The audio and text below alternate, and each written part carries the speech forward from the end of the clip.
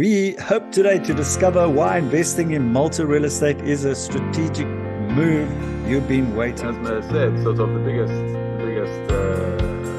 Explains the stories of how they first went to South Africa to help people.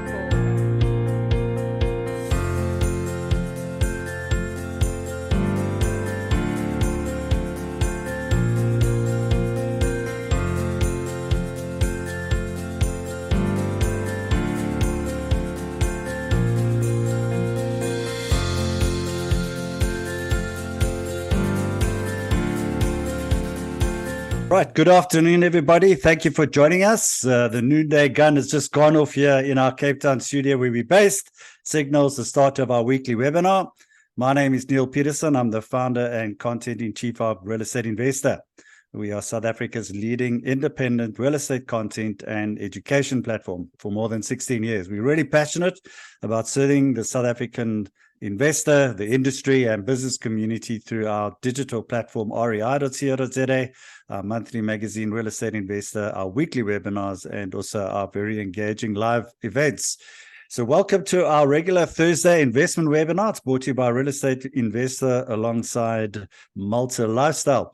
And I'm delighted to be your host and moderator for today. So the topic for today is Malta property. It's a smart investment along with our two guests.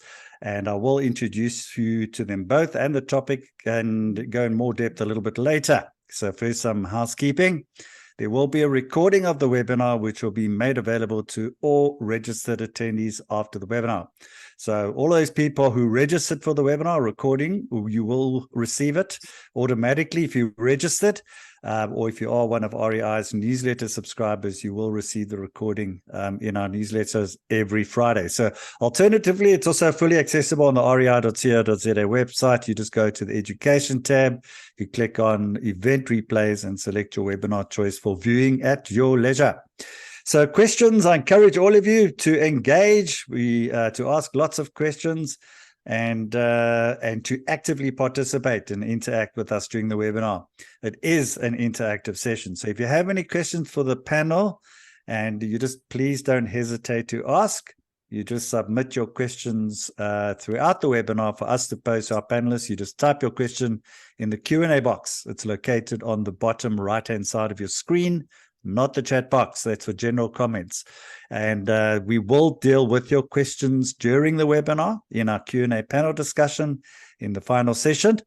And so without further ado, let's move to the heart of today's investment webinar, Malta property investment, a smart investment. So we hope today to discover why investing in Malta real estate is a strategic move you've been waiting to get into the European market. So it's a smart financial move. We uncover and learn successful solutions for South Africans and how this investment can open doors to a wealth and benefits and opportunities, which we hope to unpack today in the webinar.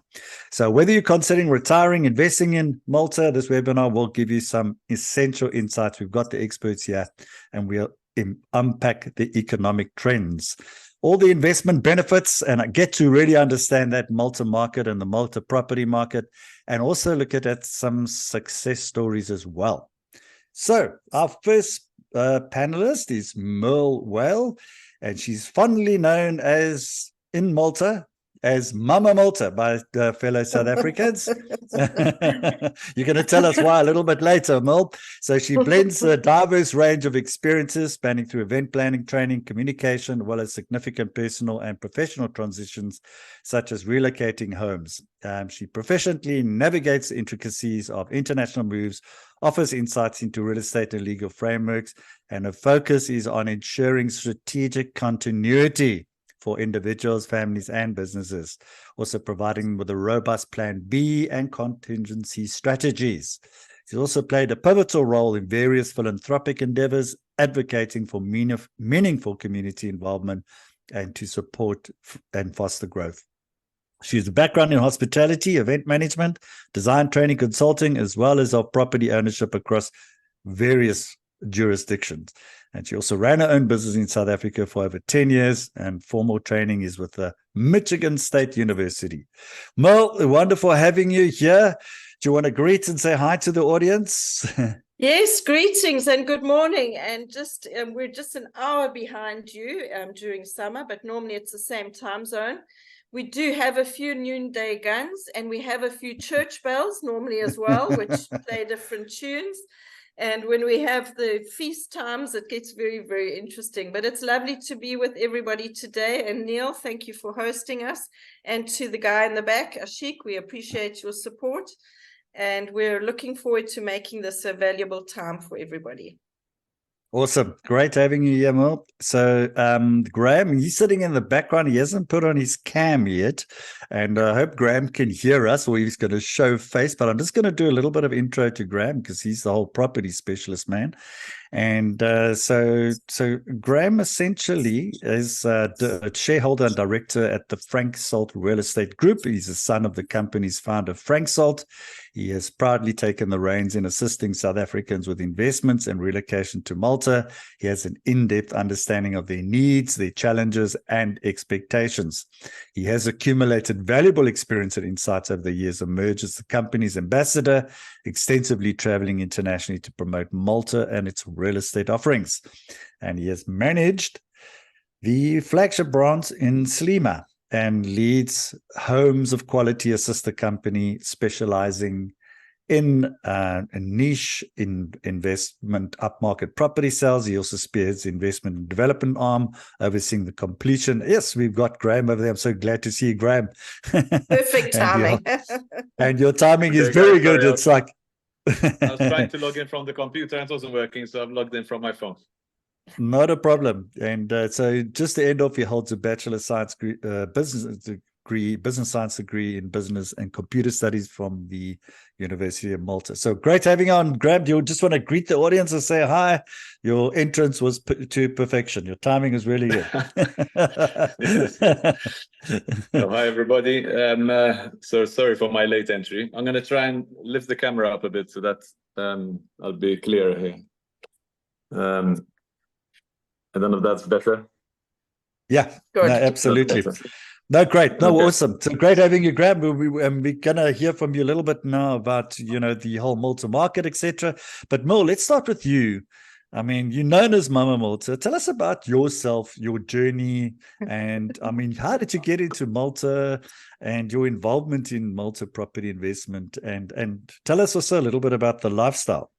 Well, if I tell you, I'm going to just put up some slides here, just if you don't mind, if I can work out how to do it. Yeah, there we go. Go down there, present.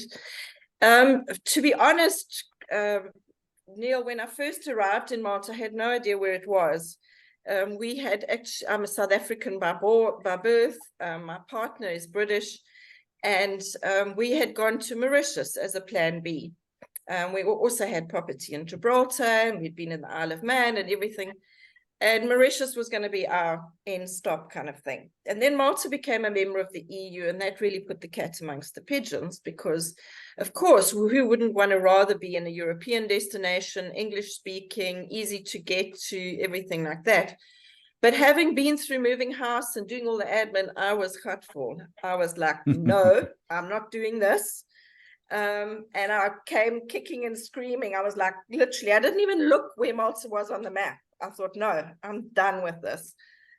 And yeah, we arrived, and the family we all just fell in love with it. I honestly thought it would just be okay. It was an attractive residency program, which is always a good thing. It didn't require any, minimum number of days.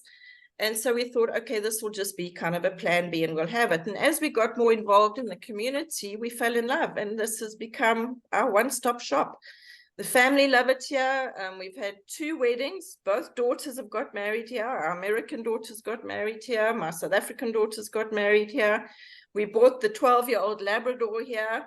So she gave it the stamp of approval, enjoying talking to everybody as we were walking around late at night, in the morning, just because it's so relaxed.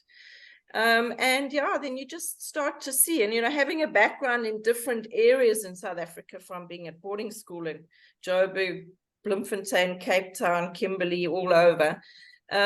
Each time I go into a little different area of Malta, I think this reminds me of, okay, we don't have the mountain, the Cape Town mountain, but there are parts of it that really, And the people are so welcoming and really want to help you, you know. So it really put us on a very good path, and that's how we came here. Now we're here, and it's just kind of made me realize that people don't know about Malta. It really is a secret, you know, and I thought it was somewhere in India, to be honest.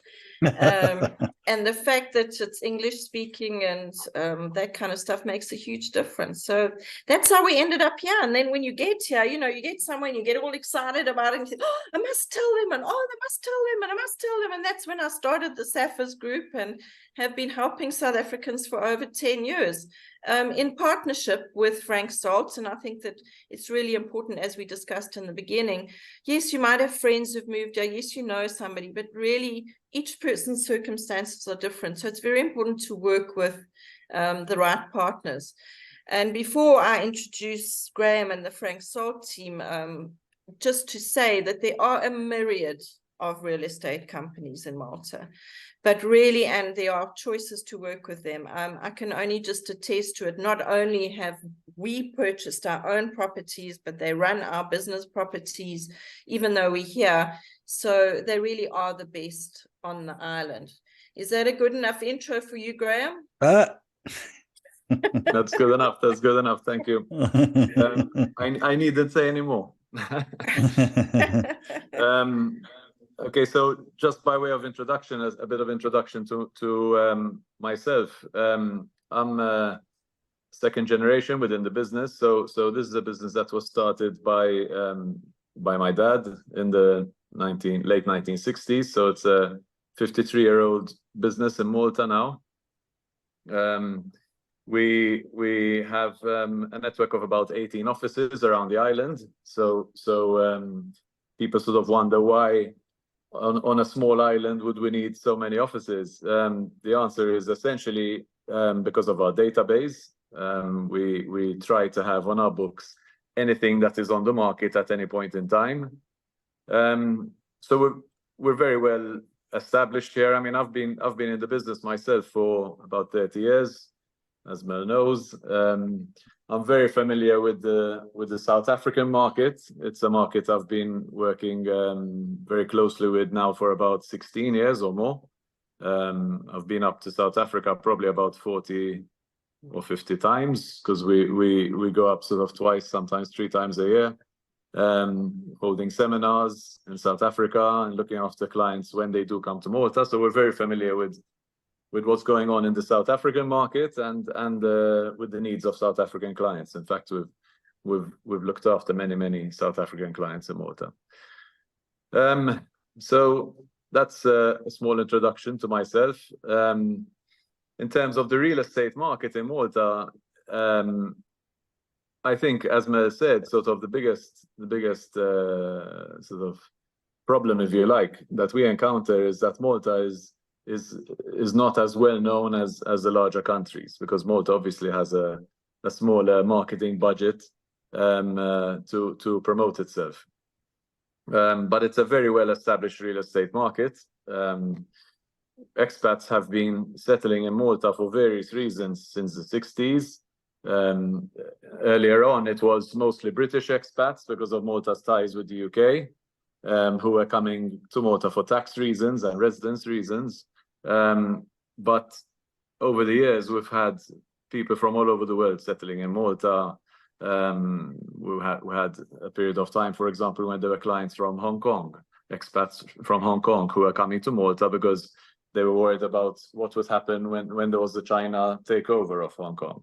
And they wanted to move to somewhere warm within Europe, English speaking, and Malta was the place of choice at the time.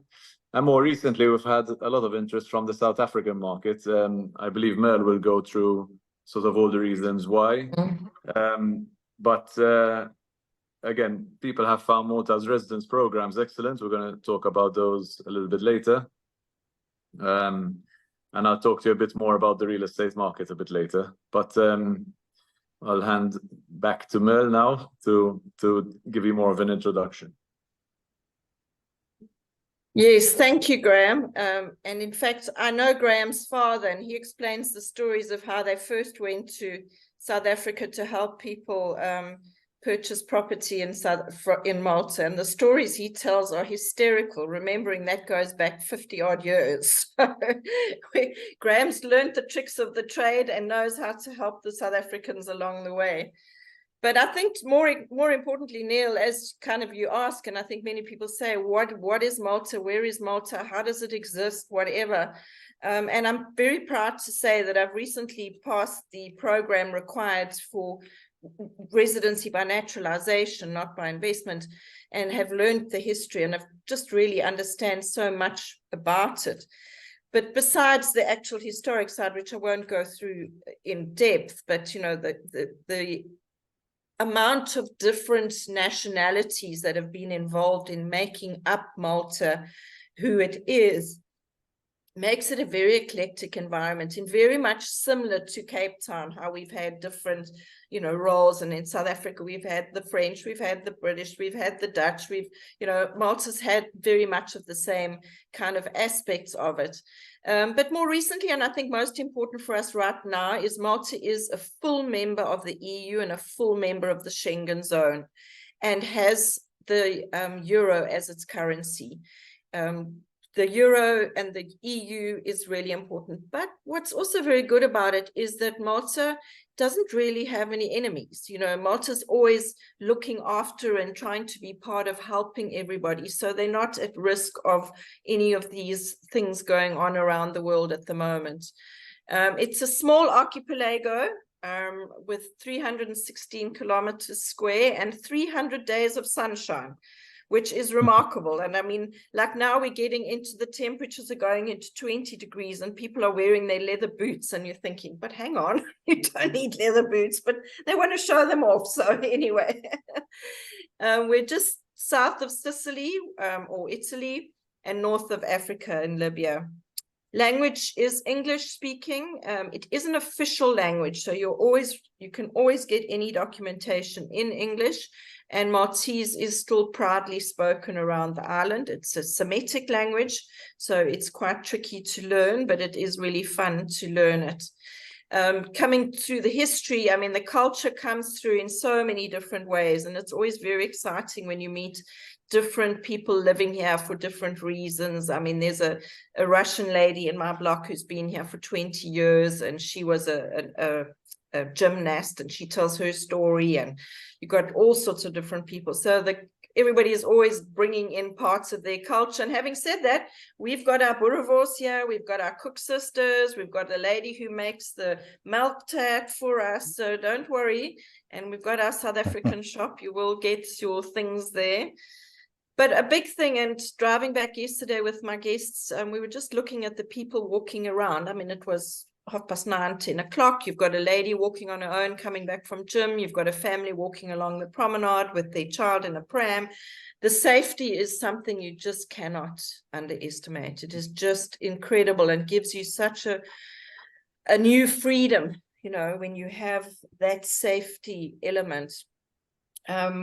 The cost of living is always a factor. But bear in mind, for example, in Malta, if you have a Maltese ID card, you get free bus transport throughout the island. You have free medical insurance if you are working here and paying your contribution. But having said that, the medical costs are very, very reasonable. And I've recently done checks on that in terms of dentistry, surgery, etc. So schooling is excellent and always being updated. It follows the UK and the US standards. There's 3 tiers of schooling, but there's definitely something for everybody. And more importantly, the social environment for the children is done very much at a village or city level. So, you know, from football to sailing to scouts. I mean, scouts is still fantastic here, really great for the kids to have that. And the kids can get on and off buses. I mean, I was watching 2 young girls yesterday walking down the front to get on a bus, 12 years old. I mean, that's just so liberating, you know. Our private care is fantastic, as I mentioned, and Malta's IT infrastructure is amongst the best in Europe in terms of broadband, right from the south of the island, Marshallock, right up to Gozo, up north in Gozo. So there's a lot of things there that really make it a fantastic environment to be in. Graham will give you more on the actual details, the real hard stuff about the opportunities and the rankings. What do you think so far, Neil? Have you heard these things about Malta? No, there's always some new stuff that obviously crops up all the time, and you know, I think you're the expert. You're living there. You've got it, so you're sharing it. So yes, but I think there has been some stuff, obviously, certainly in terms of currency, etc., and what have you. But I think I'd really like to explore a little bit more about the investment opportunities in property, and I'm sure we're also going to touch on the residency and visa and everything a little bit later as well at the end. But yeah, so Graham, I think over to you. Tell us a little bit more about the property market there. What are the benefits there? Because obviously a lot of our audience are big property investors, but also people are looking at also going abroad as well. Yeah. So yes, I would say, especially with our South African clients in the past, there have been two major attractions to Malta. So obviously Malta is within the EU and very easy access to the rest of the EU. So people looking at residence or a plan B outside of South Africa very often want to be within the EU, but want to be within an English-speaking country. And as Mel pointed out, there are a lot of other elements sort of that attracts people, the safety, the healthcare, and so on. But the second thing, obviously, is all the residence programs come with a real estate element. So if you're going to be a resident in Malta, you need to have a residence here. And the other attraction that sort of most of our clients have found when they explored other countries within the EU and then explored Malta, apart from the lifestyle, is that Malta has a very, very solid real estate market. So it's a very well-established real estate market. As I said, we've been operating here for over 50 years. As long as we've been operating, there's never been a drop in real estate prices here. So the main reason for this is obviously it's a small island and there's restrictions as to what you can build and where. So automatically supply is limited. But in terms of values, I would say the average year-on-year growth in Malta has been about 6% per annum, which very few countries can compare with that, to be honest.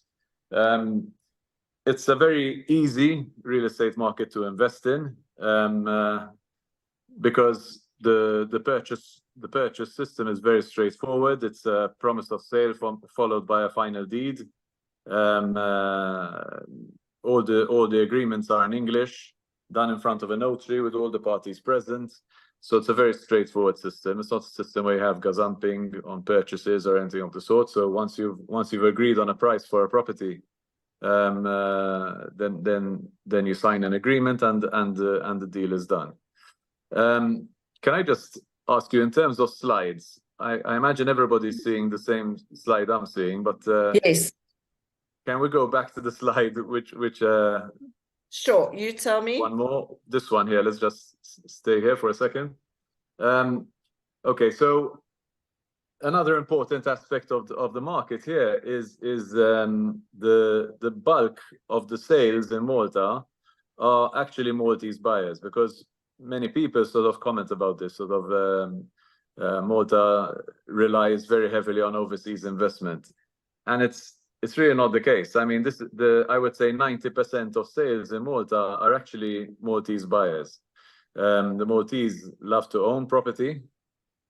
And this is another reason why the real estate market is so solid in terms of values, because whilst obviously overseas investment is good and very much encouraged, and this is why Malta has these programs, it's not dependent on that. And in fact, even during COVID, when foreigners literally couldn't travel to Malta to buy property, sales in Malta were actually at a record high that year. So in the second year of COVID, we actually exceeded the year-on-year average. So the year-on-year average in Malta is about 12,000 sales or 11,500 sales per annum. During the COVID year, we exceeded 14,000 sales. So that was purely Maltese buyers. So this is a very important factor for people who are obviously looking at not just relocating, but also maybe reinvesting, funds from South African rand into an EU jurisdiction and want to be sure that they're gonna make money on their investment as opposed to break even or lose money. In Malta, that's pretty much guaranteed. And as Mel knows, what's also been very attractive to a lot of our clients is there's an excellent rental market, because Malta also has excellent corporate tax structures. So basically, companies can set themselves up in Malta and benefit from excellent corporate tax structures. And as a result, there's about 80 to 100,000 expats living in Malta, most of whom are here for maybe 2 or 3 years and choose to rent as opposed to buying a property because they're not sure how long they're going to be here for. And as a result, you can imagine trying to find accommodation for 80,000 odd people in Malta. The rental market is doing incredibly well. The other attractions are that when you buy property in Malta, there's no property tax, there's no council taxes, no rates, there's no wealth tax in Malta. So it's not like, let's say, if you take up residence in Spain, for example, you're very potentially liable to be paying wealth tax. In Malta, that doesn't exist. We only pay tax on income brought into Malta. So there's no concept of worldwide taxation like you have in South Africa, for example, where you have to pay tax on any income derived anywhere in the world. In Malta, you only pay tax on income you bring into Malta. And also on rental, there's only a flat rate of 15% tax. So essentially, besides the lifestyle and the residence options, and we'll go into the residence options soon, from the real estate investment point of view, people have done incredibly well. So you're doing well on your capital growth. The property is costing you nothing to keep. If you decide to buy property to rent it out, you get an excellent rental return, and it's virtually guaranteed back to back. We, as a company, could manage the rentals for you. So we offer a property management service, and obviously we do the letting side. So people have found that very interesting too, so this is important as well. So that kind of covers the real estate investment side. Great. Graham, just a quick question. Graham, can anybody own property here, or do you have to be resident in Malta to own property? No, you are able to buy a property in Malta, irrelevant of whether you are a resident or not. So if you take up residence, you have to have an address. So that is a requirement of residence, whether you'll be renting or purchasing, but you need to have an address here. If you just simply want to invest, then obviously you can. And if you're going to be buying a property as a sort of a holiday home, you can as well. If you're buying a property as a rental investment, there are certain projects which we call special designated areas, SDAs in short. And these are a number of large developments all around the island, normally in the best locations and very often the best properties for rental anyway. And within these projects, if you're a non-EU passport holder, you can buy as many properties as you like and rent them out without the requirement to be a resident as such. Obviously, if you are a resident, you can as well. But if you're not a resident, there's no restriction there. I know a number of clients we've had from South Africa held EU passports because of ancestry, so they could have a Dutch passport or other nationalities. And as an EU passport holder, you can buy anywhere on the island as many properties as you like. You're not restricted to buying within the SDAs. Another point, Mel, which is very important, is obviously everyone's aware of the exchange situation with the rand.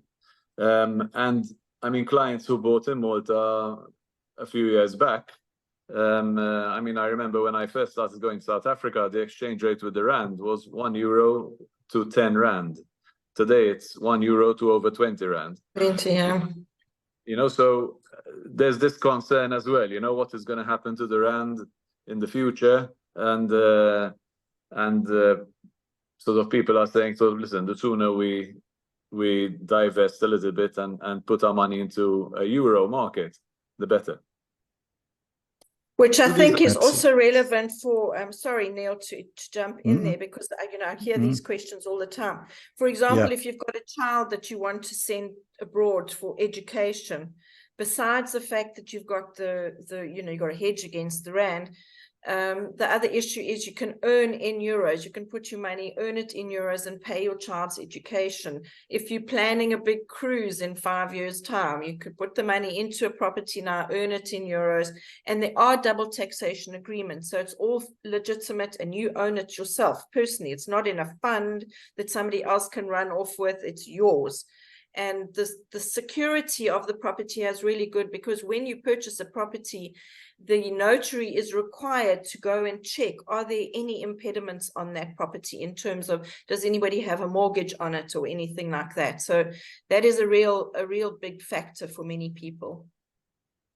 Great. Yeah, I think it's a great diversification strategy. And so I just want to put a message out to the audience here, because we're going to deal with the questions. I'd like to deal with it at the end so that we can get through all the presentation stuff if we can. I see there is a question there from Nanda. Nanda, we'll deal with your question a little bit now, which will come at around about from 1:45 onwards. We would run through all the questions then. And I just want to encourage anybody else, just put it in the Q&A box. I notice you've dropped it into the chat box, if you don't mind, but we've got your question. We will deal with it a little bit later. So Mel, it's over to you now. You're going to expand a little bit more, or I think, Graham, you still got to tell us some more stuff. Graham's going to tell us about the properties. Yes. Yes. Yeah. You guys go in a lot more depth here, because I think you've started, you know, to whet everybody's appetites now in terms of that, because there's a lot of benefits, and which we definitely don't get here in South Africa. And I think as a diversification strategy, it definitely is an option that we're going to look at. Exchange rate, you've mentioned, that's such a big thing already. So over to you, Graham. Okay, so in terms of the purchase process itself, we've touched on that a little bit earlier. It's essentially a two-stage process done in front of a notary, where initially, once you've agreed on a property, you sign a promise of sale agreement. The vendor and purchaser are present. Normally, you pay a 10% deposit. Once that agreement is signed, the parties are bound. So if the purchaser pulls out, they lose the 10% deposit. If the vendor tries to pull out, you can enforce the sale in court. And then the notary does all the searches into title. An architect checks the permits for you. Any other checks you would like to carry out on the property. Once everybody is satisfied that title and permits and everything else is okay, you sign the final deed and you pay the balance of the price. The stamp duty on a purchase is 5%. That is the only time you're going to pay tax on the property you're buying.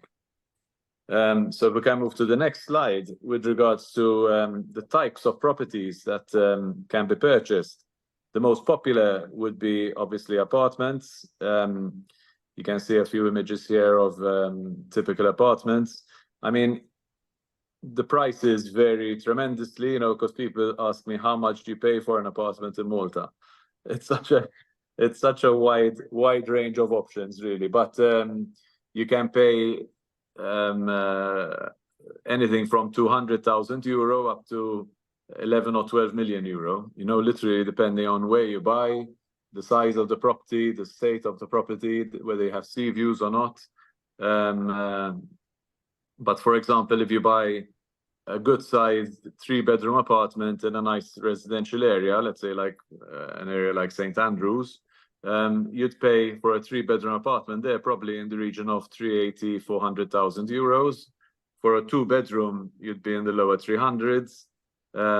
If you move to Slema and you're buying a 3-bedroom apartment on the seafront facing the sea, you'll pay upwards of €1 million. You know, so that gives you maybe a bit of a ballpark indication. But again, the prices vary a lot depending on where you buy and what you buy. What I can tell you is anybody who's come to Malta with a budget and a price requirement, we've generally found a property that they've been satisfied with. So there's a big choice, you know, so we will find a property for anybody. The other two property types are in the center of the slide. You can see what we call houses of character. These are quite unique to Malta. They're normally 300 to 400 year old old farmhouses or old palazzos. Bear in mind, Malta has, as Mel touched on earlier, a lot of history. So, for example, Malta in the 1500s was occupied by the Knights of St. John. So Malta was their Mediterranean base, and they obviously defined very much the Maltese architectural landscape at the time, you know, which is why Malta has all the fortifications around Valletta and all these old beautiful palazzos in the towns. So you can either buy one of those properties, which would have been converted to have all the modern amenities inside, but we keep all the old character, or even the old farmhouses, which would have, like you're seeing now in the photos in the center of the slide, wooden beams, arch ceilings, you know, so they're really beautiful properties. They make fantastic homes. And then obviously you have your villas and bungalows, which would be on anything from a 400 square meter plot up to a 2,000 square meter plot. Again, depending on what you would like to buy. So there's quite a range of properties available. Most people who are buying a property to use for a shorter period during the year would go for an apartment. It's the easiest type of property to lock up and leave. If you're buying it as a rental, it's the most practical type of property to buy as well as a rental. If it's more a permanent home, then obviously you can choose from any of the three, depending on lifestyle and what type of property you're after. Excellent. Good. Okay, so this slide is about special designated areas. I've already touched on this, but basically these are, as you can see from the images, there's a huge selection of these properties. Normally they're in the best locations around the island. They're larger projects where there's no restriction for non-EU passport holders in terms of purchasing property, in terms of numbers of properties that can be bought and whether the property can be rented out or not. If you're holding a non-EU passport outside the special designated areas, you can buy anywhere you like, but you can only buy one property. Within the SDAs, you can buy as many properties as you want, and you're free to rent them out or own in the name of a trust or a company or whatever. So there's no restrictions at all. As you can see from the images, there's a huge variety of SDAs. The one that's showing right now, for example, is the Zaha Hadid project. Zaha Hadid, well, now she's passed away, unfortunately, but she's an architect who's very famous for building these towers with a twist that you find in New York and London and Dubai and what have you. And this is a tower that was built in the middle of St. Julian's. It was one of the last towers she designed, actually. But other SDAs are on the water facing Valletta, like Teeny Point, which are really beautiful. Porto Tommaso, which is a marina project. Anyway, there's a huge choice. Excellent. Good. And once again, I just want to say to everybody, if you've got any questions, put it through. I see there is a property question. Let's deal with it at the, sort of in the question time there, if you don't mind, Graham. And so, Mel, you're going to tell us about the residency program, because obviously there's people that do look at that and the visa and that kind of stuff. Yeah. Just before I do that, I just want to reiterate what Graham was saying in terms of the South Africans finding it a very attractive option because of the low maintenance, the low taxes, etc. I know a lady who bought a property. In fact, she bought through Frank Saltz about a couple of years ago, about 15 years ago. She owns 3 properties in Pender Gardens, which is one of the developments. She lives in Pretoria. She doesn't travel to Malta, but that's her pension. You know, she lives off that income. And I mean, over the years, as Graham says, from going from 10 to 1 to 20 to 1 now, she's doing pretty well. So there are different reasons why one can do that. And the home, you know, if you have this as a European base when you're traveling, that makes a huge difference. But obviously, the big issue for South Africans is the visa. And so, you know, the aspect in terms of the residency program is really important. And we're asked about that often. Just to say that the residency programs, most of them, especially the ones by investment, have to be processed by a registered and authorized legal entity that is approved by the government. I am doing this presentation just from a South African perspective, just to give it in layman's terms, you know, so that julle weet ek is op jou kant, jy weet. Then we know that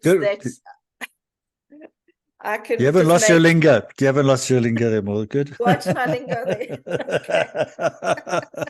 Okay.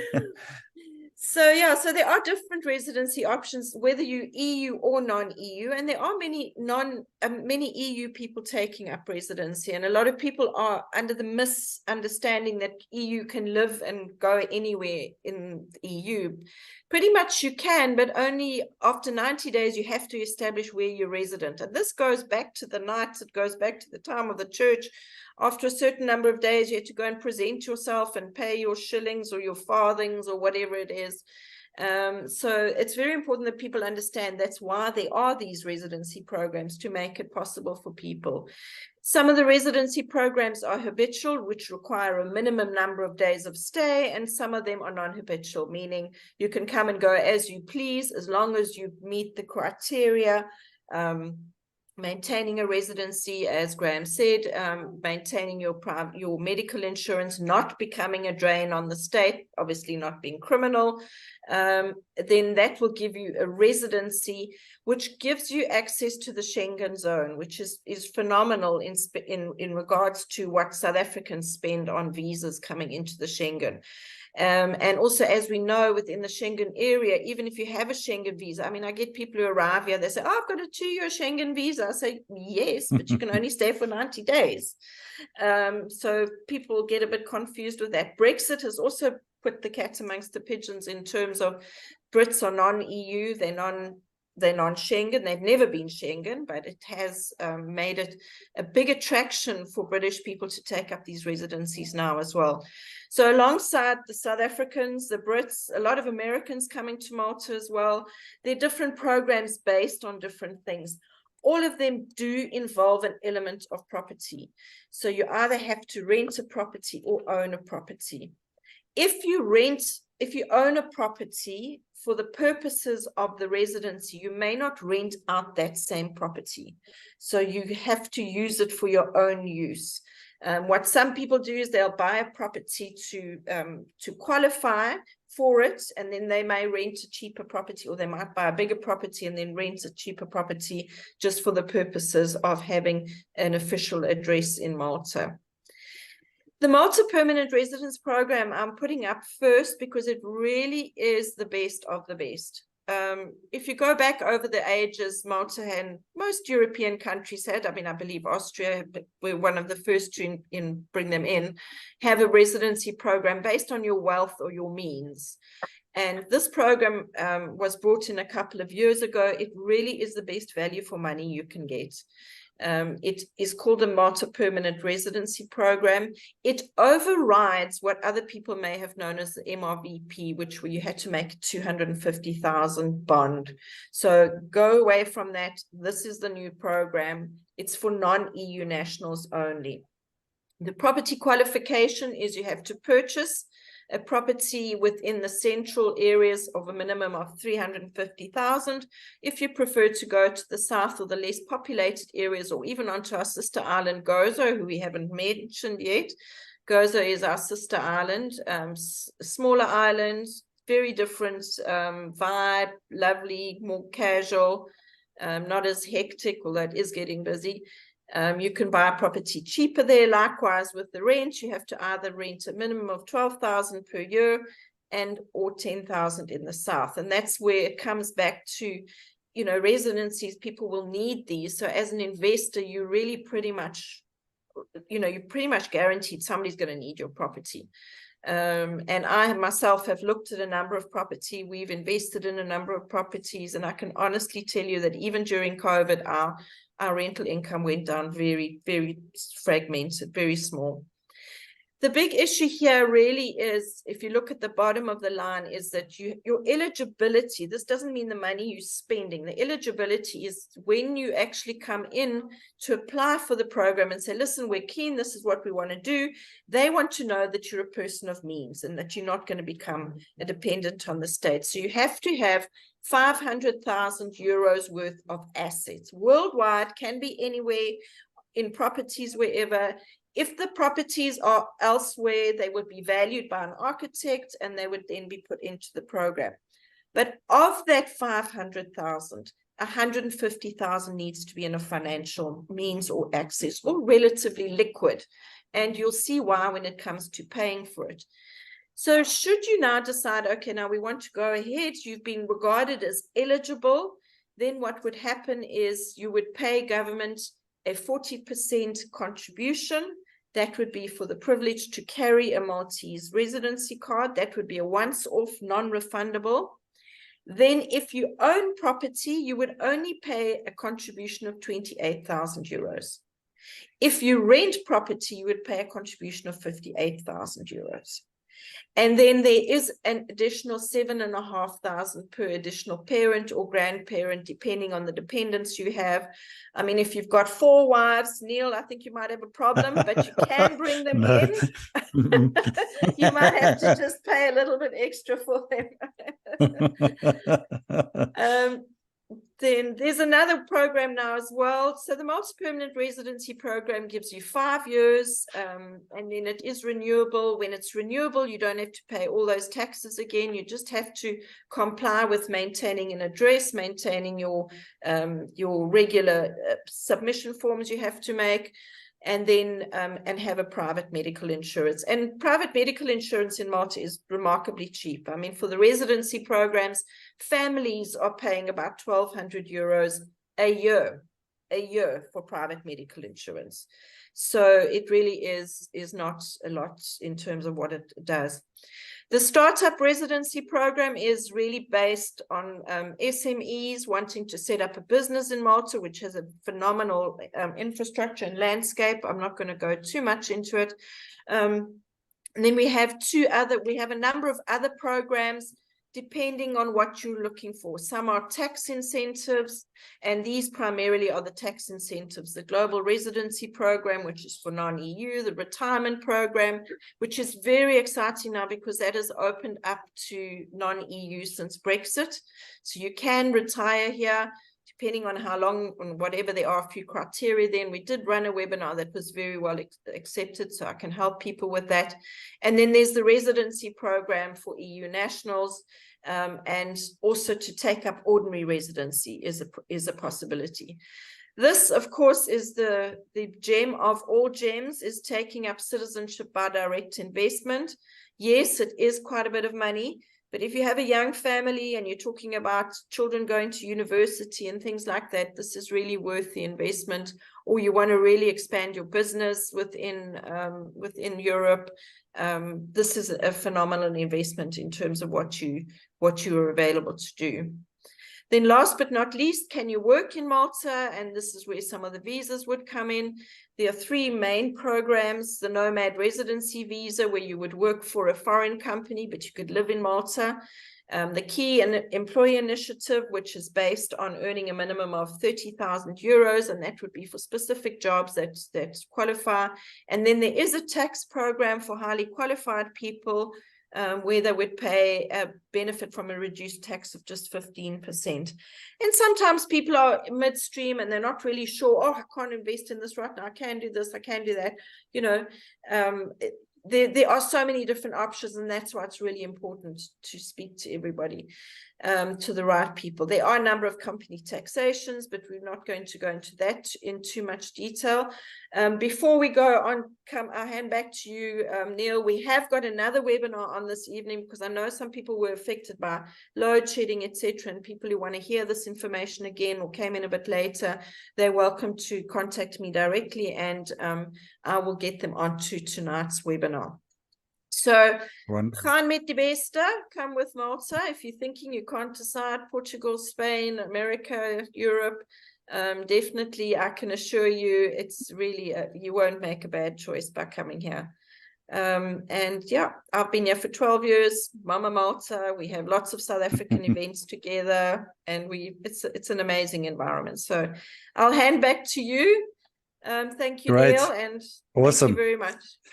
Great. Thanks very much, Mel, Mama Malta, and as you commonly known there in Malta. So, Graham, there's two questions here. I think it's pertaining directly, obviously, to real estate. And I mean, I was intrigued that, you know, the 6% a year, pretty good, decent returns, and very stable market, and very sound rental market as well. I got a question here from Nando, and he says, will Maltese banks finance a property purchase in Malta to an EU national, even if he or she is not living in Malta, or do you need to have residence? Okay. Before I jump into that question, just one other point, because you're reminding me I forgot to mention something. With regards to rental, so the capital growth is about 6% per annum, and the rental return is normally about 3 to 5% per annum.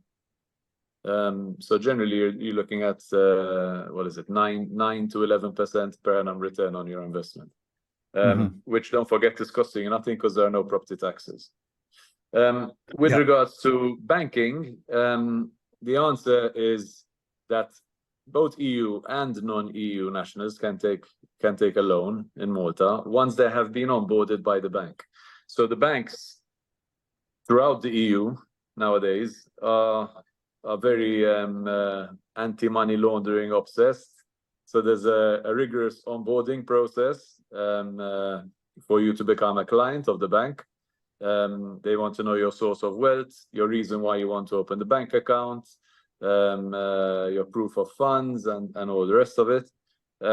Once you make it through that onboarding process, which sometimes is very quick if the client is organized, you know, if the applicant is organized and has the documentation available and presents everything the bank requests, as opposed to sort of objecting every time a paper is asked for, because it can be quite intrusive, you know. But if you're forthcoming with the information, the banks can actually onboard the client fairly quickly. Once you're onboarded as a client, then yes, then you can take a loan. So typically, to buy a property in Malta, you'd be able to take maybe up to 60 or 70% of the purchase price. What's interesting, especially compared to what you're used to paying in South Africa, is that the interest rates here are much lower. You're probably talking about, on a home loan, about maybe just over 3% per annum. So the interest rates here actually haven't even been affected that much by sort of the interest hikes that have hit the rest of Europe, or the rest of the world, really. Because the Malta government has actually, and that's the nice thing about being in Malta, actually, because it's a small island, the government can assist with certain things, you know. So even, let's say, the cost of fuel hasn't gone up here because the government has subsidized it now for nearly 2 years. But anyway, the home loan interest rate will be about that much. So to answer the question, yes, you can, as long as you're onboarded by the bank as a client. One of the conditions for them to onboard you would be that you have to have some kind of substance on the island. So you need to have a reason for wanting to open the account. Now, if you've bought a property or if you've signed an agreement to buy a property, that's good enough reason, right? So you need an account to pay your bills and so on and so forth. If you just come here and walk into the bank and say, I'd like to open an account without having any reason for doing so, the chances are no. So what you do is you'd sign a promise of sale agreement, and it will be subject to you obtaining a bank loan, right? So you go to the bank, you show them you've signed the promise of sale. This is the reason why I want to be onboarded as a client. Once you're onboarded, you apply for the loan. And in the period between the promise of sale and the deed, you try and get all that paperwork out of the way. So it's very important to be efficient with the information that they'll be requesting from you. Absolutely. Very No, very true. comprehensive. Yeah. Just over what period is the average mortgage in Malta? So on a home loan, they typically lend till the age of 65. So if you're a 25-year-old, you can take a 40-year loan. If you're a 55-year-old, you can take a 10-year loan, right? So this is why actually Maltese first-time buyers can afford, obviously, to buy property in Malta, because extending the loan over 40 years or so reduces the monthly payments and makes it more affordable. But that's typically the case. I mean, they may make exceptions in certain situations, but typically that's the situation. They'll end up to the age of 65. Okay, excellent, great. Okay, got another Neil, question can I here just from. jump in there Yes, quickly? Sorry. yes, certainly. There are some of the South African banks that have offshore branches that are looking at that. If you, for example, with Standard Bank and you go, their offshore branch might also do that for you if you've got a good relationship with the bank. But also to jump in on what Graham was saying about first-time home buyers, I have a lot of South African youngsters now that I'm talking to that are either working abroad, they may be working in Ireland, or they're working in Dubai or whatever, and they don't want to buy a property there, but they want to get onto the property ladder. For them, Malta is an ideal situation because the running costs aren't low. You don't have to live here. And you can, I mean, even if they buy a property that they're not going to rent out, the point is over a 5-year period, they're going to get some capital growth in euros at low taxes. So if they don't want to spend the money back in South Africa, you know, they say, okay, well, let's buy here. And they grow it up slowly. So we definitely have opportunities for everybody, you know, from across the board. The other side, in terms which Graham hadn't mentioned, is there's no inheritance tax here. The tax is only 5% stamp duty on property transfer. So if you're considering leaving money to your kids, and you don't want to pay 45% inheritance tax, then this itself is a good opportunity, you know. Yeah, very low tax jurisdiction. So I think that's a big attraction, obviously. And just moving on to our last question, just before we get to our wrap up, I can't believe where the time's gone. I mean, it's been really insightful. I think it's been fantastic so far. One more question, and then I'm going to ask each one of you just to give your final wrap. It's from Wayne. He says, as in the case of German properties, South African res investors, probably as a result of grey listing, may experience issues in obtaining mortgage finance. Is this available on buy-to-lets, and is there scope for decentralized non-CBD own use property, and is it more reasonably priced? Because I know you gave us some big numbers there. I think it was €1 million or something like that. No. Well, the €1 million would be for something seafront in Slima, which is sort of prime real estate. If you buy within the special designated areas, there's a range of prices again. So the question was, would you be able to borrow on a buy-to-let property? Yeah. So mortgage finance, is this available on buy-to-lets? All right. So you did touch on that a little bit just now, but you could probably elaborate on buy-to-let. And is there scope for decentralized non-CBD own use property, and is it more reasonably priced? I don't know what reasonably priced is. In other words, cheaper. Yes. So yes, you can buy take a loan on a buy-to-let property. Again, once you're onboarded as a client from the bank, by the bank, then they will lend you on a buy-to-let property. The interest rate may be a little bit higher, so it's probably in the upper threes, so 3.8, 3.9%. And the percentage they will lend may be a bit lower, you know, so it definitely won't exceed probably about 60% of the value of the property. They may even take the rental income into consideration when they're considering affordability too. With regards to the prime residential areas are actually not central business districts. So the central business district in Malta is in the center of the island, and it's purely commercial. There's very little residential accommodation there. There's residential close by, but not within the CBD. What determines the values in Malta is whether you're Malta is very much based around the sea, right? So it's an island, and views of the sea are paramount. So that's when it comes to determining values. So anything with a sea view is obviously on the upper end of the scale. And then it depends, obviously, which town you're in. So if you're in Sleman St. Julian's, which are the more popular residential areas, you're in the bracket that I spoke about. If you go to St. Paul's Bay, you can buy a nice seafront apartment, probably in the 500, 600 region. Once you go off the seafront, again, depending on where you buy, like I said earlier, prices could start in the 200s and vary quite a bit. So there's quite a range. One thing I will tell you is whatever you buy here, because we've been attending property fairs and property seminars where people have been promoting property elsewhere in the world, and sometimes it amazes me, how they keep promoting property in the same location at the same price year on year on year.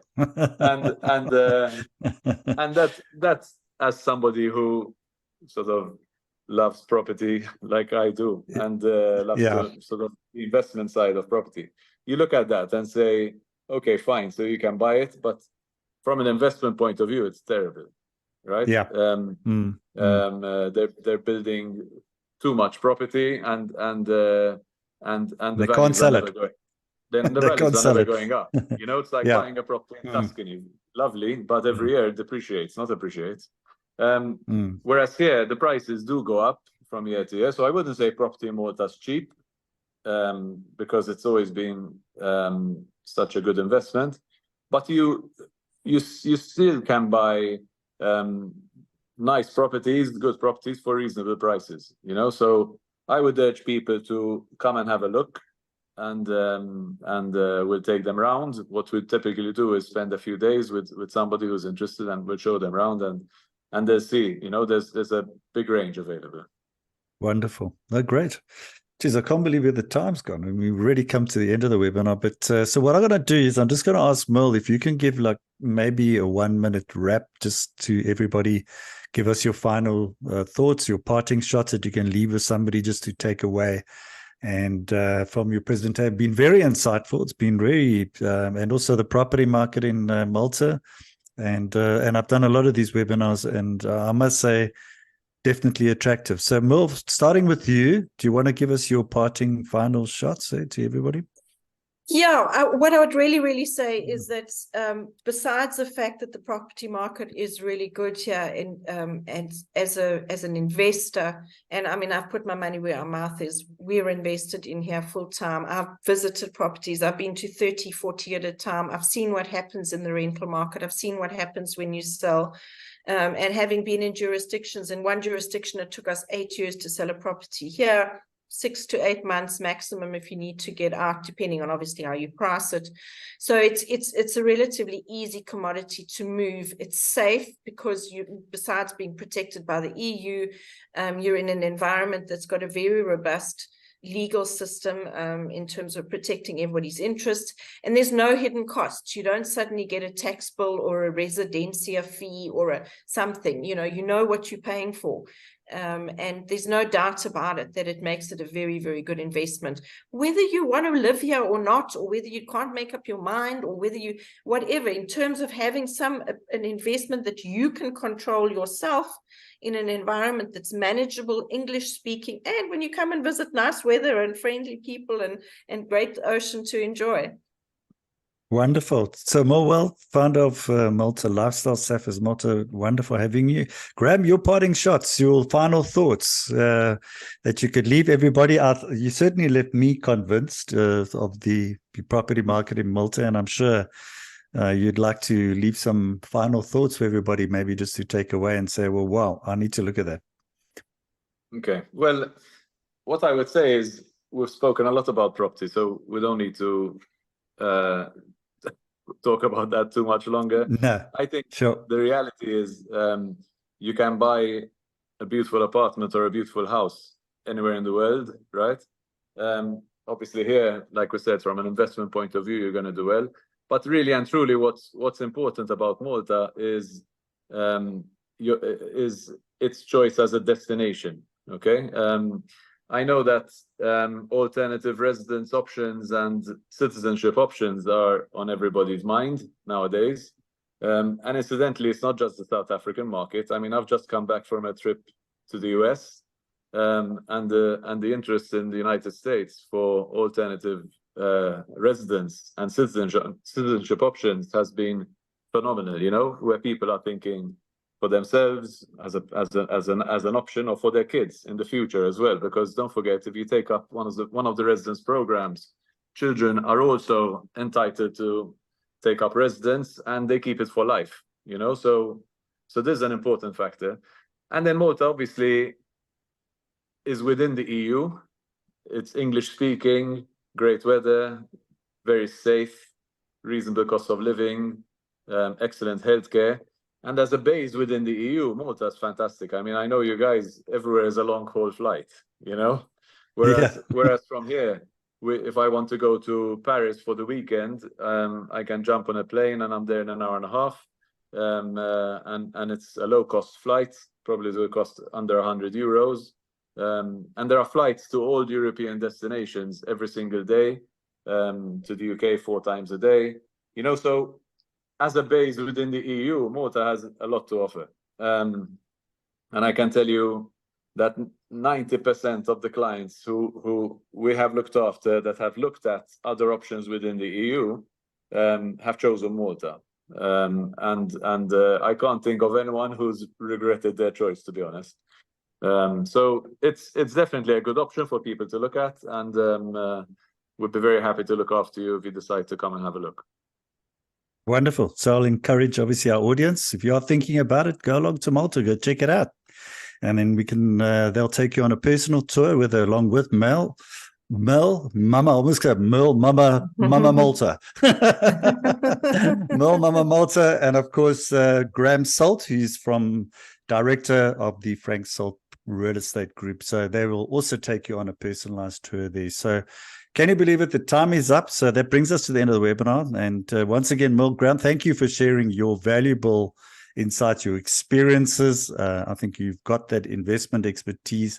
I mean, your knowledge and your experience have been very insightful. I mean, personally, it's been eye-opening for myself as well. So to our audience, we really appreciate your active participation and engagement throughout this webinar. So we hope you've also gained knowledge. But more important, I encourage you to reach out to Merle and to Graham. And if you are interested, there is another webinar at 6 o'clock tonight. Is that right, Merle? Correct. Yes. Yeah.